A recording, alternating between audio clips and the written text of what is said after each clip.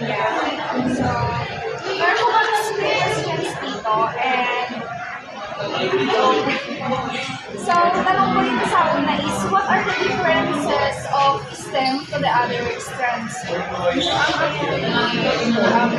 Those three strands naman na in-offer ng ISAT is all different.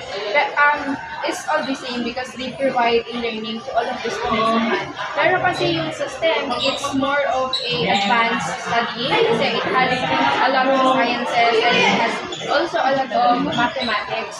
So if gusto mo na mag-engineering ka or mag-nursing or any medical related in the future, you could take STEM whenever you are gonna step into senior high school.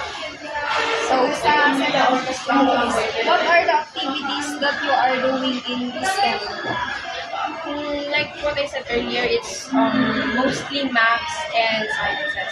So, in every activities, there are solving problems and then you're going to experiment things na makakatulong din sa inyo to learn a lot of, to learn how this universe works. Dun sa last po, how can you encourage students to choose the STEM strand?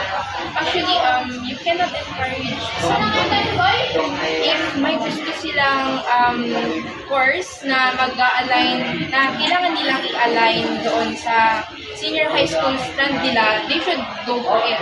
But if they would want to, kaya yung sinabi ko kanina, if they would want to take engineering, nursing, or medical field in the future, they could take the STEM strand because it will give them a heads up and more advanced learning to those courses in the future.